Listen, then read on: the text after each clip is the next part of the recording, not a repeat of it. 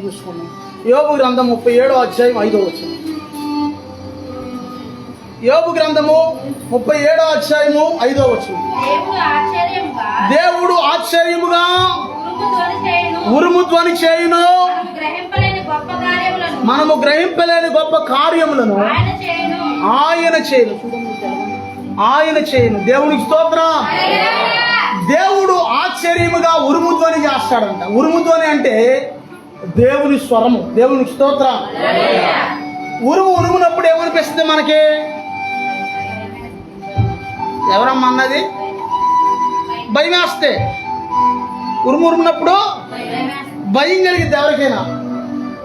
దేవుని స్వరము ఉరుము లాంటిదట. దేవునికి స్తోత్రం. దేవుని స్వరముతో దేవుడు భూమిని కలగజేశాడు. దేవుని స్వరంతో దేవుడు ఆకాశాన్ని కలగజేశాడు. దేవుని స్వరంతో దేవుడు నక్షత్రాలను కలగజేశాడు. దేవుని స్వరంతో దేవుడు మనిషిని కూడా ఆ యొక్క చేతులతో, ఆయన చేతులతో మనిషిని తయారు చేశాడు. దేవునికి స్తోత్రం. దేవుని స్వరము ఉరుము ధ్వని లాగా ఉంటుందంట. దేవునికి స్తోత్రం. ఆయన ఆశ్చర్యముగా ఉరుము ధ్వని చేయను, మనము గ్రహింపలేని గొప్ప కార్యములను ఆయన జరిగించును. దేవునికి స్తోత్రం. దేవుడు మన జీవితంలో, ఎవరి జీవితంలో గ్రహింపలేని గొప్ప కార్యాలు జరిగిస్తాడు చెప్పండి. ఇంకా ఎవరైతే దేవుని వెంబడిస్తున్నారో, ఎవరైతే నిజముగా ప్రభువును ఆరాధిస్తున్నారో, దేవుని వాక్యంలో ఏమనుందంటే తనకు నిజముగా మొరపెట్టే వారికి దేవుడు సమీపంగా ఉన్నాడంట. అంటే అబద్ధంగా మొరపెట్టే వాళ్ళు కూడా ఉన్నారని నీకు అర్థం. అందుకే యేసయ్య ఈ లోకంలో మనిషిగా ఉన్నప్పుడు యేసయ్య ఒక మాట చెప్పాడు. ఏమని చెప్పాడంటే, ప్రభువా ప్రభువా అని నన్ను పెదాలతో పిలిచి ప్రతివాడు పరలోక రాజ్యం శారడో, పరలోకమందున్న నా తండ్రి చిత్త ప్రకారం చేయువాడే పరలోక రాజ్యానికి చేరుతాడు అన్నాడు యేసయ్య. దేవునికి స్తోత్రం. నీ జీవితంలో ప్రభు నీవు గ్రహింపలేని గొప్ప కార్యములను జరిగించాలంటే మొదటిగా నువ్వు విశ్వాసం కలిగి ఉండాలి. ఆమేనా? దేవునికి స్తోత్రం. స్వరం రావట్లేదండి. దేవుడు స్వరంతో మాట్లాడుతా అన్నాడు. మనకెందుకు స్వరం? మనం మౌనంగా ఉందామని. దేవునికి స్తోత్రం. దేవునికి స్తోత్రం. దేవుడు గొప్ప కార్యాలు జరిగించాలంటే నీ విశ్వాసం కావాలి ముందు. విశ్వాసం లేకుండా దేవుని సన్నిధికి రాలేదు. విశ్వాసం లేకుండా ఒకవేళ వచ్చినా దేవుని సన్నిధిలో ఏదైనా చేయాలంటే చేయలేరు. ఒక సంఘం దగ్గరలో, ఒక ఊళ్ళో మక్కునూరుగూడలో ఒక సంఘం ఉందంట. జాగ్రత్తగా. ఆ సంఘంలో ఒకసారి పాస్టర్ గారు ఒకసారి అందరూ ఇలా పైకి చూడండి అన్నాడంట. ఏం కనపడుతుంది అన్నారంట. ఎవరు కూడా మాకేం కనపడతలేదు అన్న. ఫ్యాన్ తిరగడం ఆగిపోయి 8 రోజులు అయింది అనడం. ఎవరికైనా అర్థమవుతుందా అనడం. సంఘంలో ఏది కావలసిన ఒక వ్యక్తి చేయెత్తేసేవాడు అంట. నేను కొంటానయ్యా, పోనీ పర్లేదు, ఎవరు కొనకపోయినా పర్లేదు, నేను కొనేస్తాను అయ్యారు ఫ్యాన్. ఓకే. లేకపోతే ఇంకోటి ఏదైనా కొనాలి, కంజరా నేను కొనేస్తాను, లేకపోతే వాటర్ డ్రమ్మా నేను కొనేస్తాను. అన్నీ ఒక అతను చేసేస్తాండి. ఈ తత్మ వాళ్ళు అందరికీ అసూయ వచ్చేసిందంట. అసూయ వచ్చేసి ఇక ఈడి మీద పగబెట్టేశారు అందరూ. ఎవరి మీద? ఈ ఒక వ్యక్తి దేనికైతే పదే నేను చేస్తాను చేయెత్తుతున్నాడు. ఎందుకు నేను చేస్తా అంటున్నాడు? డబ్బు ఎక్కువై కాదు అమ్మ, అర్థమవుతుందా? కొంతమందికి తిండి ఎక్కువై తిండి అక్కడక్కడ పడేస్తారు తీసుకెళ్ళి, తినేసి ఎగదగా పడేస్తారు తీసుకెళ్ళి. కొంతమంది ఏం చేస్తారు? డబ్బు విలువ తెలియక వృధాగా చేస్తారు. దేవుని కోసం చేసింది ఏది కూడా వృధా అనేది అవదు. యేసయ్య అన్నాడు, నా సేవకుడికి గిన్నెడు చన్నీళ్ళు ఇస్తే పరలోక రాజ్యమందు మీ ఫలము అక్కడ రాయబడద్ది అన్నాడు యేసయ్య. ఒక మంచి నీళ్ళు ఇస్తేనే రాసిన దేవుడు. దేవుని కోసం మనం చేసింది రాయడా? వాక్యమే నేను చెప్పేది, నా మాట కాదు. రాయడా? దేవుని కొరకు తన నామమును బట్టి చూపిన ప్రేమను మరచుటకు దేవుడు అన్యాయస్తుడు కాదు. దేవుని కోసం నువ్వు ఎప్పుడైతే ఏదైతే చేస్తావో అదంతా కూడా దేవుడు లిఖిస్తాడు. కుండ నిండిన తర్వాత బింది నిండాక ఎలా అయితే పైపు దగ్గర నుంచి మనం తెస్తామో, బింది అంతా కూడా నిండేదాకా ఆగిద్ది కొంతకాలం. బింది నిండాక ఒకసారి నిండి పొర్లే ఆశీర్వాదాలు పంపిస్తాడు ఆయన. దేవునికి స్తోత్రం. దేవునికి స్తోత్రం. దేవుని కోసం గ్రహింపలేని గొప్ప కార్యాలు దేవుడు చేస్తాడు. ఆమేనా? మనం గ్రహించం ఇలా జరిగిద్దని, కానీ అది జరిగిపోతాయి. ఆమేనా? దేవునికి స్తోత్రం. నా జీవితంలో ఏదో ఒక సమయంలో గ్రహింపలేని గొప్ప కార్యం జరిగిందయ్యా అన్నవాడు చేతులు పైకి ఎత్తండి. ఎప్పుడన్నా ఏం జరిగిందయ్యా? వివాహము, పిల్లలు. అమ్మ ఏం జరిగింది? దేవునికి స్తోత్రం. సరే నా మాట ఏనండి. దేవునికి స్తోత్రం. హల్లెలూయా. దేవునికి స్తోత్రం. కొంతమంది బయటికి వెళ్ళండి, భోజనాలు వచ్చేసి. దేవునికి స్తోత్రం. అద్భుత దేవుడవు నీవేనయ్యా, ఆలోచన కర్తవు నీవేనయ్యా. అద్భుత దేవుడవు నీవేనయ్యా, ఆలోచన కర్తవు నీవేనయ్యా.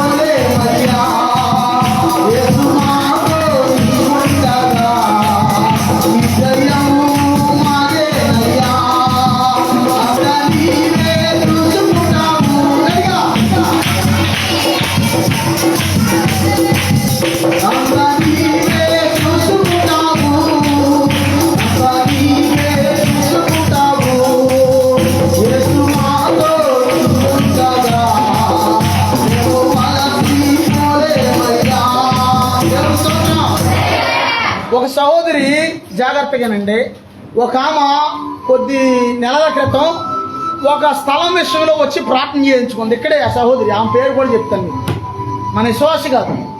ప్రార్థన చేయించుకున్న తర్వాత ఒక రోజున ఏమైందంటే వాళ్ళకి దేవుడు అద్భుతం జరిగించేశాడు. దేవునికి స్తోత్రం. ఆమె ఎంత విశ్వాసంతో వచ్చి ప్రార్థన చేయించుకుందో అద్భుతం జరిగించేశాడు దేవుడు. ఏంటయ్యా? అది కాదు దేవునికి స్తోత్రం. అదే అలా కొన్ని మీరు గుర్తించుకోవడం మంచిది. అది దేవునికి స్తోత్రం. నేను కూడా చెప్తున్నాను. ఓసారి మన మ్యాన్ హోల్ అంతా నిండిపోయింది చర్చి దగ్గర, బురద, డ్రైనేజ్ వెళ్ళే వాటర్. నేను మా చిన్న అబ్బాయి ఇంకొకరు ఎవరో ఉన్నారు, మొత్తానికి సత్య ఎవరు అనుకుంటున్నాం, ముగ్గురు మొత్తానికి. మేము ముగ్గురు కలిసి ఆ మ్యాన్ హోల్లో చేతులు పెట్టి బురదంతా బయటికి లాగేస్తున్నాం. ఆ బ్యాండ్ షర్ట్ వేసుకున్నాను నేను. బురద ఇక్కడ అంటేసింది, పొట్ట దగ్గర మొత్తం ఇక్కడ దాకా బురద అంటేసింది. బురదలో ఎందుకు చేయట్టాడు మాస్టర్ గారు? బురదలో ఎందుకు చేయట్టాడు? డ్రైనేజ్ ఎందుకు వెళ్తుంది? ఇక్కడి నుంచి చర్చి దగ్గర నుంచి వెళ్తుంది కదా. ఇది మనకు ఆశీర్వాదం. దేవునికి స్తోత్రం. బురదలో చేయబెట్టి మొత్తం లాగి తింటాయి అన్ని, మొత్తం ఈ బురదంతా అంటేసి వాసన వచ్చేస్తుంది. బురద వాసన వస్తే ఎలా ఉంటుంది అమ్మా? సువాసన. సువాసన అంటే ఎవరో ఇంకా అలా అనేవాళ్ళు కారంటేళ్ళు వాళ్ళు అలా బురద రాసుకుంటారు. దేవుని స్తోత్రం. మొత్తానికి బురద వాసన వచ్చేస్తుంది. బురద అంతా లాగుతుంటే ఈలోపు ఒక అక్క తమ్ముడు ఇద్దరు వచ్చారు అక్కడికి బండేసి. వచ్చి ఏమన్నారంటే, అన్నయ్య గారు ఒకసారి రండి ప్రార్థన చేద్దరిగా నన్ను ఒక చెల్లి రోడ్డు మీద. నేనేమనుకుంటున్నా, అమ్మ నా ముందర నడవండి, చర్చిలోకి నడవండి వస్తున్నాను. నేనేమనుకుంటున్నానంటే, ఇదేంట్రా బాబు ఈ టైం వచ్చారు, బురద వాసన వచ్చేస్తుంది, ఈ టైం వచ్చారేంట్రా బాబు అని నేను అనుకుంటున్నాను. సరే నడవండి అమ్మ వస్తున్నాను అని పైకని మనసులో, ఈ బురద వాసన వచ్చేస్తుంది, ఇప్పుడు వచ్చారేంట్రా బాబు అనుకుంటే అని మెల్లిగా చేతులు ఈ చొక్కా ఈ కడిక్కిన వస్తే ఆమె ఏం చేసిందంటే, అన్నయ్య గారు పోయిన నెలలో మీరు స్థలం కోసం ప్రార్థన చేసి ఓ దర్శనం చెప్పారు, అది జరిగిపోయిందండి అన్నయ్య గారు, ఓ 10,000 కానుక తెచ్చానండి అంది. చెందిసాటి నుండి నాకు తెలియదుగా, 10,000 కానుక తెచ్చాను అన్నయ్య గారు, మరి ప్రార్థన చేశారు పోయిన నెలలో, దేవుడు అది జరిగించేశాడు. అసలు జరగదు అని అనుకున్నాం, స్థలం రాదు అనుకున్నాం. స్థలం మా మామగారు వాళ్ళు మా అత్తగారు వాళ్ళు స్థలం ఇచ్చారు. స్థలం ఇవ్వడమే కాకుండా అది అమ్మేసి కూడా డబ్బులు కూడా వచ్చేసినాయండి. దేవుడు అద్భుతం చేసేసాడండి అన్నయ్య గారు అని 10,000 ఇచ్చాడు. ఎందుకు నేను ఆశ్చర్యపడ్డానంటే, అసలు ఆ యొక్క అర్పణ తెచ్చిందని నాకు తెలియదు. అంతకంటే ఎక్కువ ఇచ్చిన వాళ్ళు ఉన్నారు మన సంఘంలో, మన సంఘస్థులు ఉన్నారు. మన విశ్వాసి కదామా, కేవలం అద్భుతం జరిగింది అంతే. తిరిగి వచ్చి వెనక్కి రివర్స్లో వచ్చి 10,000 దేవునికి అర్పణ ఇచ్చింది. దేవునికి స్తోత్రం. ఇది గ్రహింపలేని గొప్ప కార్యమా కాదంటారా? కాదండి అన్న వాళ్ళు చేతులు పైకి ఎత్తండి. కాదన్న వాళ్ళు 10,000 ఇవ్వండి. ఇప్పుడు పౌలు పోజేయ. కాదు అన్న వాళ్ళు 10,000 చాలా 10,000 ఇవ్వండి పౌలుకి. నాకు వద్దులే, పౌలుకి ఇవ్వండి. అసలే కొంచెం ఇప్పుడు వ్యాపారంలో పెట్టుబడి కావాలి. దేవునికి స్తోత్రం. గొప్ప కార్యమేనా? అది యేసయ్య గొప్ప కార్యాలు జరిగిస్తాడు. దేవునికి స్తోత్రం. దేవునికి స్తోత్రం. నా జీవితంలోనే కాదు, నమ్మితే ఇక్కడున్న మీ జీవితంలో, ఈ లైవ్ లో వాక్యం వింటున్న వాళ్ళ జీవితంలో కూడా దేవుడు గొప్ప కార్యం జరిగిస్తాడు. దేవునికి స్తోత్రం. దేవునికి స్తోత్రం. ఆ యొక్క కీర్తనల గ్రంథము 126వ అధ్యాయము 3వ వచనం చదువుకుంటే 126:3.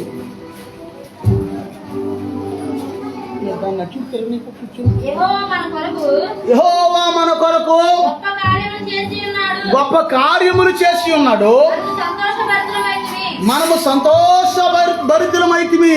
దేవునికి స్తోత్రం. దేవుడు ఏం చేశాడంట? ఎప్పుడన్నా నీ నోటితో కనీసం ఆ మాట అన్నా సరే అద్భుతం జరిగింది. ఆ మాట అనవుగా. ఎందుకనరా ఆ మాట? సైతాను ఆ మాట అన్నీడు దేవునికి మహిమ వస్తుందేమో, దేవునికి గంత వచ్చేస్తామని నోరు తెరవనీడాడు. అర్థమవుతుందా? నోరు కంజి ఎక్కడ కంజి పోతుంది. దేవునికి స్తోత్రం. అర్థమవుతుందా? యెహోవా నా కోసం గొప్ప కార్యాన్ని జరిగించాడు, యెహోవా నా కోసం అద్భుత కార్యాలు జరిగించాడు, దేవుడు నా కోసం గొప్ప కార్యాలు జరిగించాడు అని పదే పదే నువ్వు నీకు గొప్ప కార్యం అద్భుత కార్యం జరగకపోతే నన్ను అడుగు. దేవునికి స్తోత్రం. ఒకరోజు నా అద్భుత కార్యాల గురించి చెప్పా, ఇక్కడ అద్భుత కార్యాల గురించి చెప్పా, కామరకోట్ల అద్భుత కార్యాల గురించి చెప్పాను, అశరాపేటలో చెప్పాను, మరలగూడలో చెప్పాను. మేము సాయంకాలం అక్కడికి వెళ్ళేసరికి అలా 2 చోట్ల అద్భుతాలే జరిగిపోయినాయి. ఏదైతే చెప్పామో అదే జరిగిపోయింది. దేవునికి స్తోత్రం. నువ్వెప్పుడు కూడా ఇదిగో ఆమె ఏడ్చాను, ఏమో మొర్రపెట్టాను, ఏమో బాగా బాధలు పడిను అని ఇట్లాంటివి చదువుతా ఉన్నావు అనుకో, మన జీవితంలో కూడా ఏమవుతుంది? ఏడ్చేవాడు చూస్తే ఏడుపు వస్తుంది, నవ్వేవాడు చూస్తే నేను నిజంగా చూడండి, నవ్వేవాడు చూస్తే నవ్వాలనిపిస్తుంది, ఏడ్చేవాడు చూస్తే నిజంగానే ఏడుపు వస్తుంది. ఒకసారి వాళ్ళు బాధపడుతుంటే మనకు కూడా. లాజరు మరణించినప్పుడు అందరూ కన్నీరు గార్చి ఏడుస్తుంటే యేసు ప్రభు వారు కూడా కన్నీరు గార్చాడంట. దేవునికి స్తోత్రం. దేవునికి స్తోత్రం. కానా విందులో ఒకే మాటతో అద్భుతము చేసితివి, చేపకడుపులో ఆశ్చర్యముగా యోనాను ఉంచితివి. కానా విందులో ఒకే మాటతో అద్భుతము చేసితివి, చేపకడుపులో ఆశ్చర్యముగా యోనాను ఉంచితివి. అది కంటికి కనబడదు,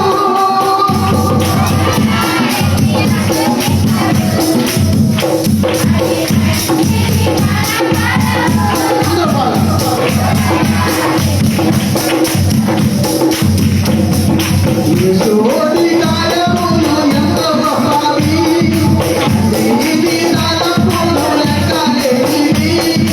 యేసోని కార్యములు ఎంతో గొప్పవి, నీతి తలపులు లెక్కలేనివి. అవి కంటికి కనబడవు, హృదయానికి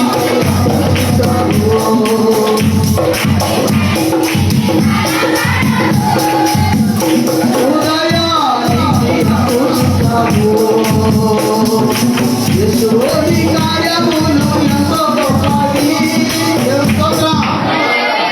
నిజంగా గొప్ప దేవుడు.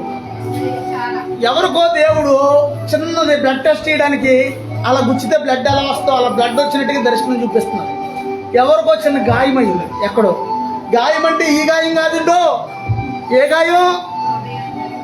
మీ హృదయం ఎక్కడో బయట ఎక్కడో గాయపరచబడి ఉంది. అది మీ మేలుకి. ఆమేనండి. ఒకవేళ ఎక్కడ గాయమైంది అనుకోండి, దేవుని సన్నిధిలో నీ హృదయంలో ఉన్న సీమంతా లాగేస్తారు దేవుడు బయటికి. నీ కాళ్ళల్లో ఉన్న సీమంతా వచ్చేస్తుంది, నీ హృదయంలో ఉన్న చెడంతా బయటకు వచ్చేస్తుంది. దేవుని స్తోత్రం. ముళ్ళు దిగినప్పుడు పూర్వకాలం పిన్నిస్తో గుచ్చేవాడు. ఎందుకు? ముళ్ళు సీము బయటికి ఇలా గట్టిగా వచ్చుతుంటే అబ్బా అంటుండవు. కచ్చకమైన ముళ్ళు బయటకు వచ్చేసరికి సీము కూడా, ముందు సీము వచ్చేది కదా, ముందు సీము వచ్చేది. సీము రాను కానీ ముళ్ళు కూడా సీమంతా బయటకు వచ్చేయాలి. దేవునికి స్తోత్రం. దేవుడు మన మేలు కొరకు ఒక్కోసారి ఏం చేస్తారంటే, ఒకవేళ బయట వాళ్ళ ద్వారా గాయమైంది అనుకోండి, నిన్ను అది జాగ్రత్తలోకి తీసుకొస్తుంది. నీకు అమ్మ అర్థమైంది? అర్థం కావట్లేదా? జాగ్రత్తలోకి తీసుకొస్తుంది. నువ్వు ఎవరన్నా నిన్ను, అరే నువ్వు పేదోడు రా, నువ్వు తినడానికి తికానా లేనోడు రా, నువ్వు బట్టలు లేనోడు రా, వస్త్రాలు లేనోడు రా, అలా రా ఎలా రా అన్నాడు అనుకో, నీకేమవుతుంది? అర్థం కావా? ఏమవుతుందండి? ముందు బాధ వస్తుంది, తర్వాత పట్టుదల వస్తుంది. పట్టుదల వస్తుంది. నేను సాధించాలి, నేను ఎలాగైనా సరే ధనం సంపాదించాలి, ఇలాంటి వాళ్ళు అందరి వాళ్ళు మోయించాలని ఒక పట్టుదల వస్తుంది. దేవుని స్తోత్రం. ఇప్పుడు అది నీకు మేలు చేశాడా కీడు చేశాడా? అర్థమవుతుందా? కొన్ని ఎదురు దెబ్బలు తగిలే ఎదురు దెబ్బలు, కొన్ని అయ్యే గాయాలు మన జీవితంలో ఏం చేస్తాయి అంటే, మనం ఎదగడానికి మెట్లులాగా ఉపయోగపడతాయి. దేవునికి స్తోత్రం. దేవునికి స్తోత్రం. అసలు ఏమి ఏ గాయం లేదనుకో, హాయిగా నిమ్మకి నీరెత్తినట్టు హాయిగా ఉంటావు. నీకు ఇక ప్రార్థన చేయవు, ఏం చేయవు, ఎలా ఉన్నదా? అలాగే ఒక నింద వచ్చినప్పుడు నీకు పట్టుదల వస్తుంది. వస్తా ఒక నింద వచ్చినప్పుడు ఎదగాలి అనే మనసు కలిగింది. నీకు ఎదిగి చూపించాలి, గెలిచి చూపించాలి, నేను అభివృద్ధి చెంది చూపించాలి అనే ఒక ఆలోచన కలిగింది. దేవునికి స్తోత్రం. అందరం కూడా మనం ఆశీర్వదించబడతాం, దేవునికి ఇష్టమే. ఆమేనానండి. మనం అభివృద్ధి చెందడం దేవునికి ఇష్టమే. మన జీవితంలో మనం గ్రహింపలేని గొప్ప కార్యాలు జరగడం దేవునికి ఇష్టమే. దేవునికి స్తోత్రం. అందుకే ఇక్కడ ఏమని రాయబడి ఉందంటే, మళ్ళీ చదవండి మా మాట. యెహోవా మన కొరకు గొప్ప కార్యములు చేసి ఉన్నాడు. ఆ తర్వాత మనము సంతోషభరితమైతే. ఓ ప్రశ్న వేస్తున్నాను, కొంత వాక్యం మీతోనే చెప్పిస్తాను. గేదెకి సంతోషం వచ్చింది అనుకోండి, అది ఎలా తెలియజేస్తే, ఇంత గడ్డి వేసాడు అనుకోండి రైతు, అది తినుకుంటా హాయిగా తాతీగా తినుకుంటా తోక రకరకాల మెరుగులు తిప్పుతుంటది. అవునా? అవునా కాదండి బాబు? మన కుక్క కానీ కుక్క మంద కాదు, అది రోడ్లు అమ్మటి వెళ్ళే కుక్క.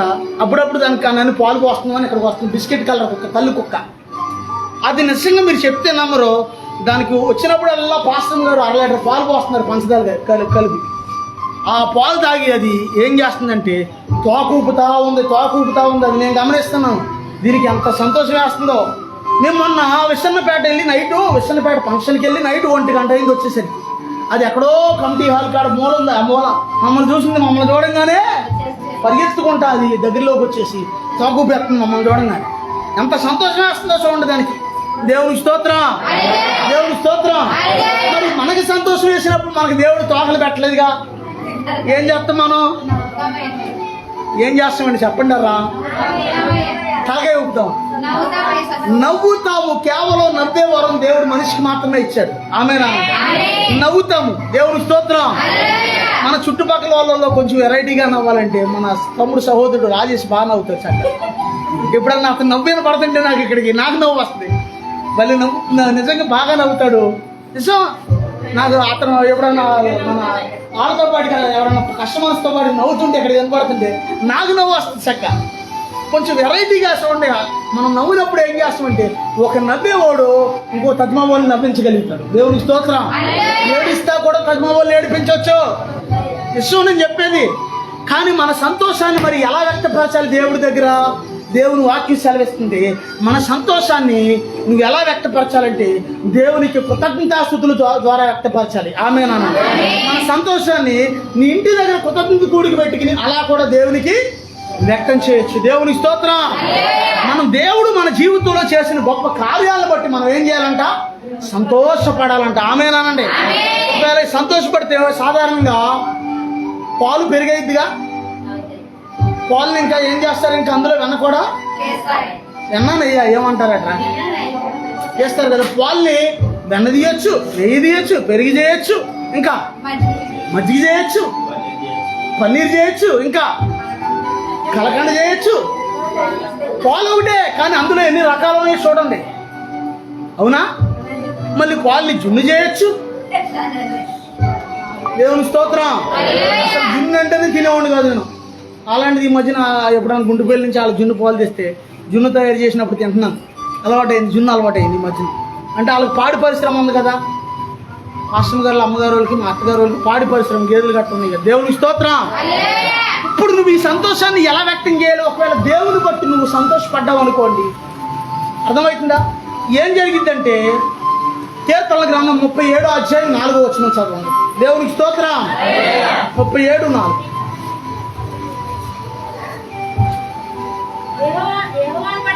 యెహోవాను బట్టి సంతోషించుము, ఆయన నీ హృదయ వాంఛలను తీర్చును. దేవునికి స్తోత్రం. ఎప్పుడైతే మనం దేవుని యందు సంతోషపడతామో, గుర్తుందా, యెహోవా చేసిన గొప్ప కార్యాలను బట్టి సంతోషపడినప్పుడు మళ్ళీ ఏమైందంటే మళ్ళీ మన హృదయ వాంఛలు కూడా దేవుడు తీరుస్తాడంట. దేవునికి స్తోత్రం. దేవునికి స్తోత్రం. దేవునికి స్తోత్రం. దేవుని యందు మనం ఏం చేయాలంటే సంతోషపడాలి. దేవునికి స్తోత్రం. రెండోది, దేవునికి కృతజ్ఞతాస్తుతులు చెల్లిస్తూ దేవుని యందు సంతోషపడిన వాళ్ళు బైబిల్లో ఎవరైనా ఉన్నారా? ఎవరున్నారు?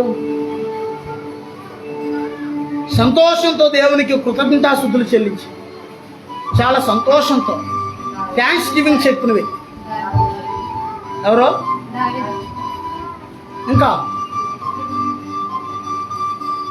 చెప్పనా? లోకాసువార్త 17:15-16 చదవండి. లోక 17:15. అందుకు యేసు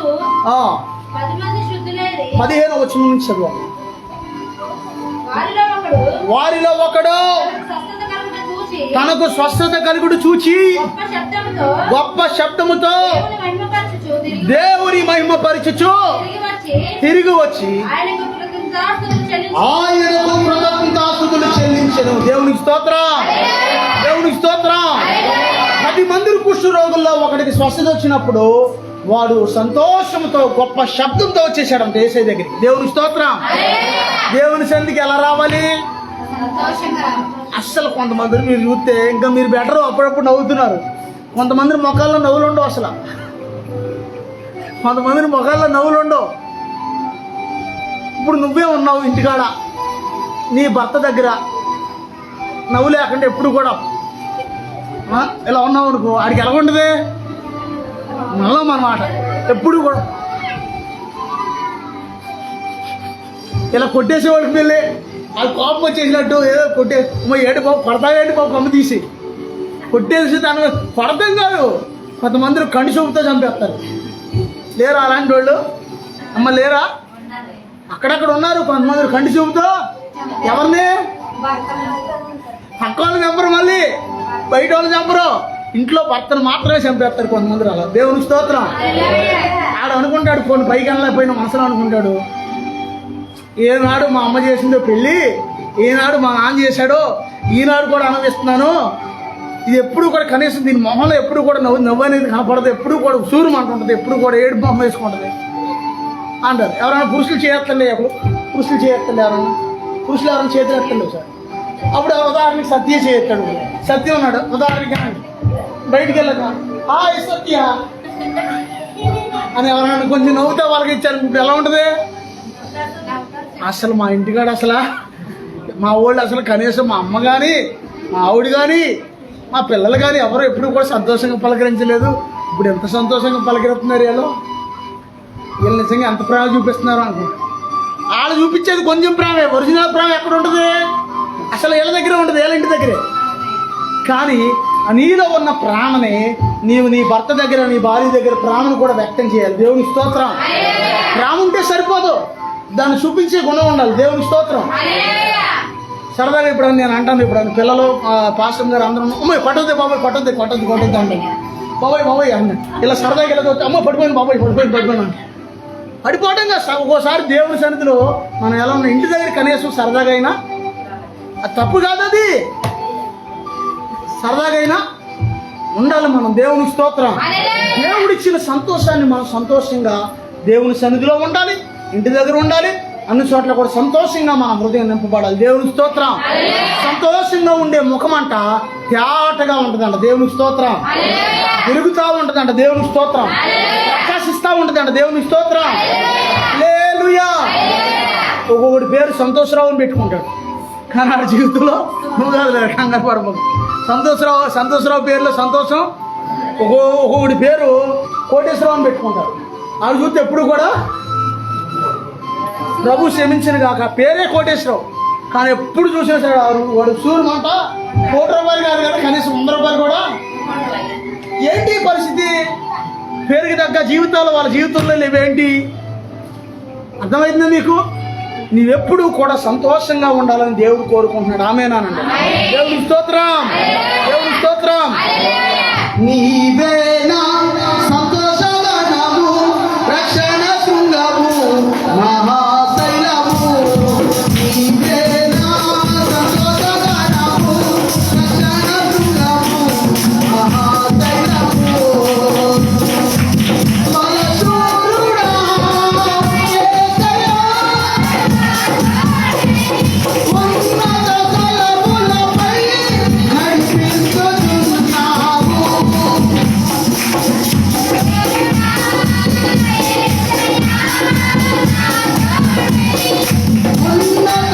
స్థలములపై నడిపించుచున్నావు. నీవే నా సంతోషగానము, రక్షణ శృంగము, మహాశైలము. నీవే నా సంతోషగానము, రక్షణ శృంగము, మహాశైలము. దేవుని స్తోత్రం. సాధారణంగా ఆడవాళ్ళు ఒక్కోసారి సంతోషంగా నవ్వుతుంటారు, కానీ మగవాళ్ళకి ఆ సంతోషం కనపడదు. ఎందుకు ఉండదో తెలుసా? ఆడు పొద్దుంత మానం పనిచేసి ఒళ్ళు పులిసిపోయి ఒళ్ళు అలసిపోయి వచ్చి కూర్చుంటాడు. నువ్వు నవ్వులా అని నవ్వడం ఒక్కోసారి. కానీ ఏం చేయాలంటే కనీసం అప్పుడప్పుడైనా నవ్వండి రా బాబు, దేవుని వాక్యం సెలవిస్తుంది. ఇప్పుడు కాదు, ఈ వాక్యం ఎక్కడైనా ఏంటన్నా సరే, ఎవరైనా సరే అప్పుడప్పుడైనా సరే మన కుటుంబాల దగ్గర మనం నవ్వుతా ఉండాలి. ఎప్పుడు కూడా నీ భార్య దగ్గరకు వచ్చి సూర్యమంట ఉన్నావు అనుకో, ఏమనుకుంటున్నావా?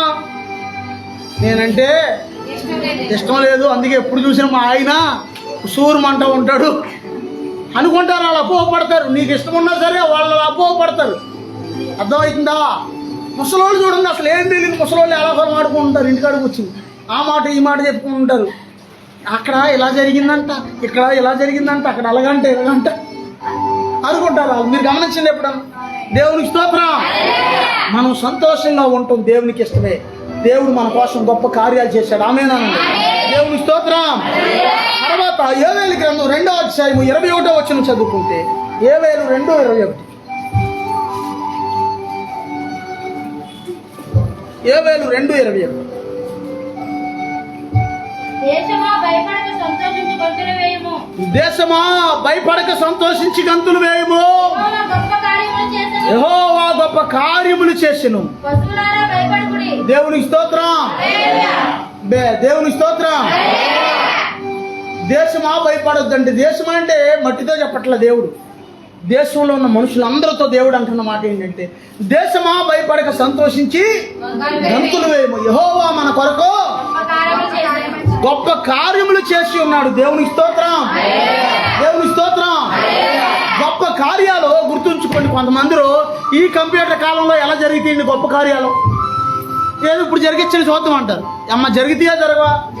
పాప జరిగిన వాళ్ళు చెప్పండి, గొప్ప కార్యాలు జరిగిన వాళ్ళు. అమ్మ పోయిన నెలనన్నాయా మీ పాపకి గొప్ప కార్యం జరిగింది? నెల ఇద్దా అమ్మ? గొప్ప కార్యం జరిగిందిగా. ఇంకా ఈ మధ్యన జరిగిన వాడు జరగలేదు గొప్ప కార్యాలు. గొప్ప కార్యం. దేవునికి స్తోత్రం. మనం చూసారా, వ్యాపారం ఒకప్పుడు ఏ లైన్ అయితే ఆగిపోయిందో మళ్ళీ అదే లైన్ పునఃప్రారంభించాడు. మళ్ళీ దేవుడు అద్భుతంగా ఆ వ్యాపారం వెతికిన చేశాడు. దేవుని స్తోత్రం. దేవుడు ఏదైనా చేయగలుగుతాడు ఆయన. ఆమేనా? ఆయన ఎప్పుడైనా చేయగలుగుతాడు. ఆమేనా? నిశ్చయంగా మన నోటితో మనం ఏం చేయాలంటే, ఒక్కోసారి పలకాలి, పాడాలి. ఒక్కోసారి మన సహోదరుడు సంజయ్ గారితో మొన్న ఒక రోజున దగ్గరగా ఒక 20 సార్లు ఒకే పాట పాడిచ్చా. ఒకే పల్లవి చరణం, ఒకే చరణం. చరణమా పల్లవి అమ్మాయి? పల్లవి. పదే అదే పాట పాడిచ్చా. ఈ మాట పాడండి, దేవుడు అద్భుతం చేస్తాడన్న. అద్భుతం చేయుమయా నా జీవితంలో, అద్భుతం చేయుమయా నా జీవితంలో.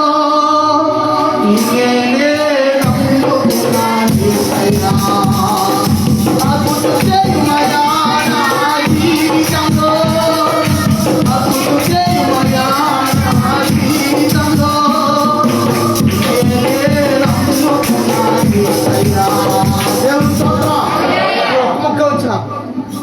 స్మైలీ పాడేది ఏది ఆ పిల్ల పాడేది 40 రోజులు ఉపవాస పాటలు జరుగుతున్నప్పుడు ఇక్కడ పాడుతుండేది ఆ పాట ఇక్కడ ఆ పిల్ల దగ్గర నేర్చుకున్నా. దేవుని స్తోత్రం. ఆ పిల్ల పదే పదే ఇక్కడికి వచ్చినప్పుడు అద్భుతం చేయమని అని పాడేది. నేను అదే పాట కొంచెం వచ్చింది, పూర్తిగా రాల. ఆ కొంచాన్ని చాలు అద్భుతానికి అది చాలు పెట్టుబడి. దేవుని స్తోత్రం. ఒకసారి పాటను అందరూ అద్భుతం చేయమయా నా జీవితంలో, అద్భుతం చేయమయా నా జీవితంలో,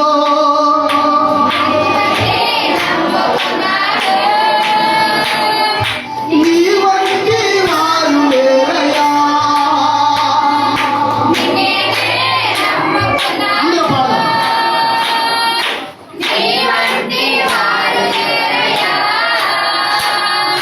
అద్భుతం చేయమయా నా జీవితంలో, అద్భుతం చేయమయా నా జీవితంలో, నేనే నమ్ముకున్నాను.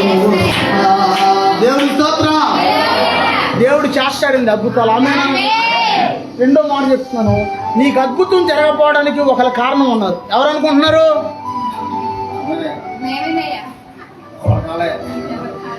ఇప్పుడు వస్తుంది నాకు నవ్వు. నిజంగా కరెక్టే, వాస్తవం. నీ అద్భుతానికి అడ్డుపండి ఎవరంటే నువ్వే. ఎందుకు? జరిగిందా అయ్యగారు అన్ని అలాగే చెప్తాడు. జరిగిందా అన్నావు, జరగదు. జరిగింది. దేవుడు అద్భుతం చేస్తాడు. యేసయ్య అద్భుతం జరిగింది నాకు అని నువ్వు పదే పదే అంటే అద్భుతం జరిగిపోతుంది. దేవుని స్తోత్రం. ఏమో నాన్న వింటున్నావా? పదే పదే అంటే దేవుడు అద్భుతం చేసేస్తాడు. దేవుని స్తోత్రం. మనం నమ్మాలి అంతే. నమ్మాలి. దేవుని స్తోత్రం. నమ్మితే ఏదైనా పెట్టుబడి ఏంటి దేవుడు అద్భుతం చేయడానికి? అమ్మా, నీ నమ్మకమే పెట్టుబడి, డబ్బు కాదు అక్కడ. ముందు నువ్వు నమ్మితే అమ్మ నీకే అద్భుతం జరిగింది. ఈ మధ్యన ఏమైనా అద్భుతాలు జరిగినాయి? పోనీ ఎప్పుడైనా జరిగిందా అద్భుతం? చిన్నది జరిగిందా పెద్దది జరిగిందా? ఏం జరిగిందమ్మా? విన్నారా? ఇల్లు కట్టుకున్నారు. ఇల్లు కట్టి చూడు, పెళ్లి చేసి చూడు అని సామెత ఉంది. అంటే ఇల్లు కడతాం పెద్ద పనే, పెళ్లి చేయడం కూడా పెద్ద పనే. మా బాబు ఏమిచ్చాడండి? మా నాన్న మాకేమీ లేదండి, ఉసూరు పంపించాడండి మా బాబు. మా అన్నదమ్ములకి అందరికి ఇచ్చాడు, మాకు మాత్రం నాకేమిచ్చాడు? నాకేమీ లేదు మా నాన్న పోయినాడు అంటారు కొంతమంది తల్లిదండ్రులు. ఏమిచ్చాడా? ఏమి ఇవ్వలేదా? మా అమ్మ ఏమిచ్చిందండి? ఏమీ లేదండి. మా అన్నయ్య అంటేనే ప్రేమ, మా అమ్మకి. మా తమ్ముడు అంటేనే ప్రేమ. నాకేమిచ్చింది? ఆ ముసలి కుంక అంటారు. ఏమీ లేదా అమ్మ? ఏమిచ్చిందానా? తల్లి జన్మనిచ్చింది. తండ్రి రెక్కలు వచ్చేదాకా కూడా, ముసలోడైపోయేదాకా కూడా పెంచి పెద్దోళ్ళు చేసి, వాళ్ళకి ఎగురుతూ నేర్పించి, వాళ్ళ పెళ్ళిళ్ళు పేరంటాలు చేసి, వాళ్ళకి పిల్లలు పుట్టేసరికి తండ్రి ఏకంగా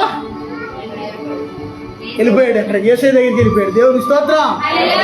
ఇప్పుడు చెప్పండి, ఏమిచ్చాడు తండ్రి? అర్థమవుతుందా?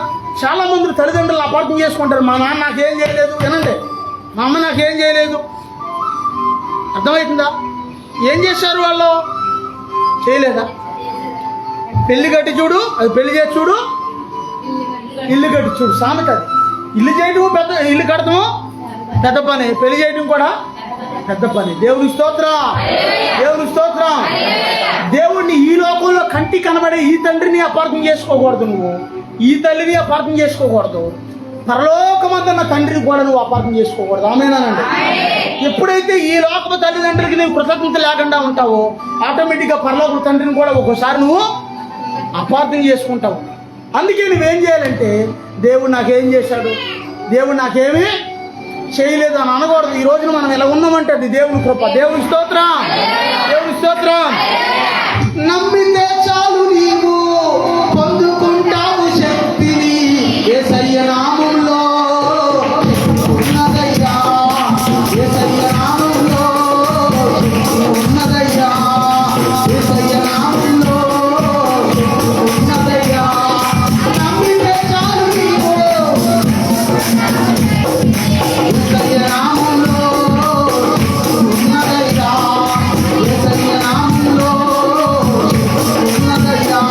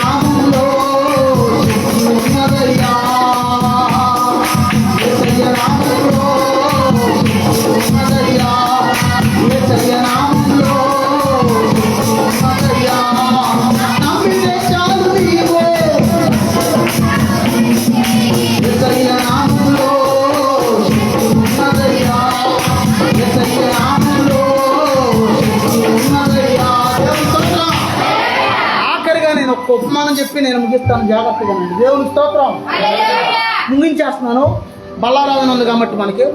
ఒకసారి దైవజనుడైన జాషువా డానియేలయ్య గారు విమానంలో ప్రయాణం చేస్తా ఒక దేశానికి వెళ్తున్నారంట, వేరే దేశానికి. దేవుని స్తోత్రం. దేనికి వెళ్తున్నాడు ఆయన అంటే పరిచర్య కోసం వెళ్తున్నాడు. ఆయన లేరు, ఇప్పుడు ప్రభు దగ్గరికి వెళ్ళిపోయారు. ఆయన లేరు. ఆయన ఉన్నప్పుడు జరిగిన సంఘటన. విమానంలో ప్రయాణం చేస్తా వెళ్తుంటే విమానానికి సాధారణంగా 2 ఇంజిన్లు ఉంటాయి, అంతేనా? ఒక ఇంజిన్ ఫెయిల్యూర్ అయినా వెంటనే మళ్ళీ ఇంకోటి స్టార్ట్ చేస్తారు వాళ్ళు, అంతేగా? తెలిసిన వాళ్ళు చెప్పండి. 2 ఇంజిన్లు ఉంటాయి. 2 ఇంజిన్లు ఫెయిల్ అయిపోయి విమానం కంట్రోల్ అవ్వట్లా, ఇలా ఇలా ఇలా ఇలా ఇలా పడిపోయేటట్టుగా ఇలా ఇలా తిరిగిపోతుంది. తిరుగుతుంటే లోపల ఏమవుతారు? పడరు. కానీ ఆ బెల్ట్లు ఉంటాయి కదా, కానీ కళ్ళు తిరిగిపోతుంది. బెల్ట్లో ఉంటుంది, సీట్ బెల్ట్. మొత్తానికి వాళ్ళకి అర్థమైపోయింది విమానం ఏదో తేడా వచ్చింది, ఫ్లైట్ ఏదో తేడా వచ్చింది. కొద్దిసేపట్లో ఈ ఫ్లైట్ వెళ్ళి భూమి మీద పడద్ది, అందరూ పీసులు అయిపోతారని అందరికి అర్థమైంది. అందరూ గల్లు మన ఓకే ఏడ్చేస్తున్నారంట, అందరూ భయం వేసి.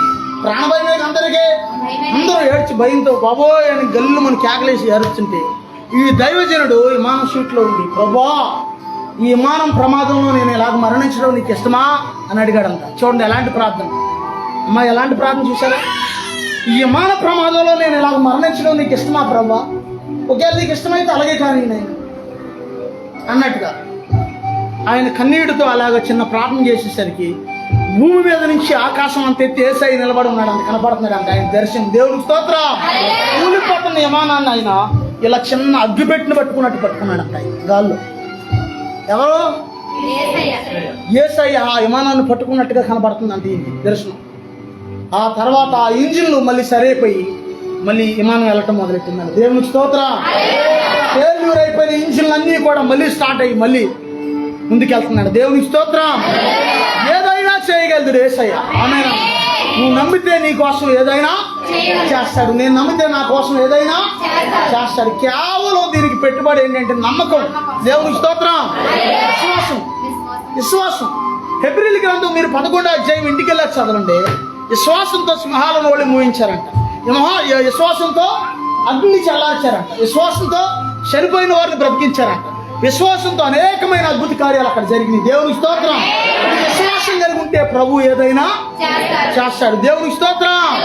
అందరూ చెప్తుంది దేవునికి స్తోత్రం. ఏదైనా చేయగలవు, ఏదైనా చేయగలవు, తన మొత్తం మార్చగలవు.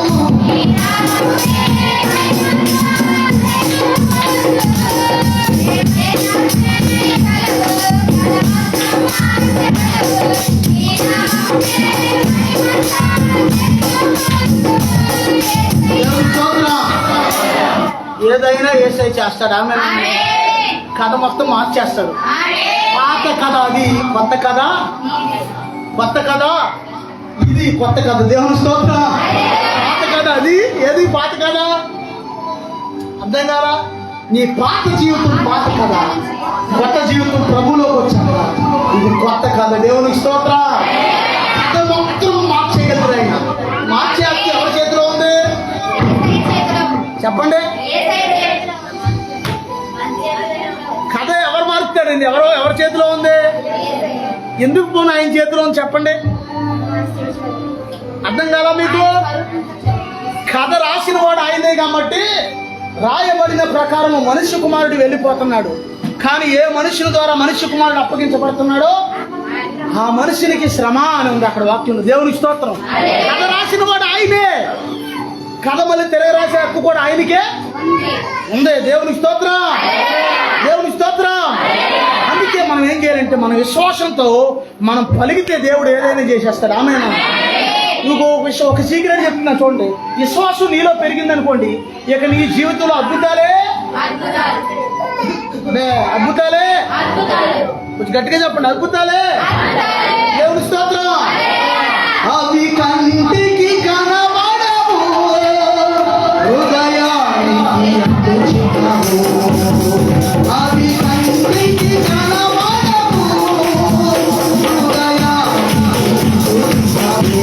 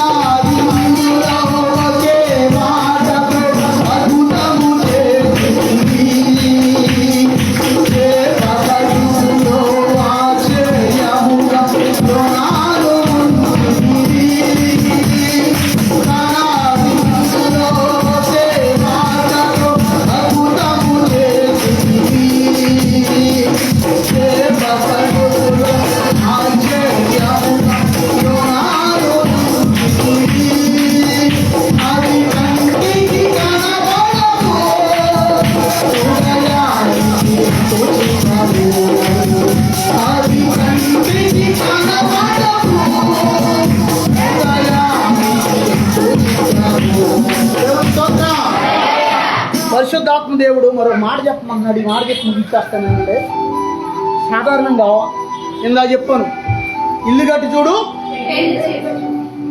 పెళ్లి చేసి చూడు. సాధారణంగా చాలా మంది తల్లిదండ్రులను అపార్థం చేసుకుంటారు కదా. తల్లిదండ్రులను దూషిస్తే ఆయుష్ తరిగిపోద్ది. గుర్తుంచుకోండి, మీకు తెలియదు కదా, వాక్యంలో ఉంది. 10 ఆజ్ఞల్లో ఒక ఆజ్ఞ ఏంటంటే నీ తల్లిని తండ్రిని సన్మానించుము. అరే సెలవు తీసుకురా, దండ తీసుకురా, మామూలు దండ సన్మానిద్దాం. ఇది కాదు, అర్థమవుతుందా?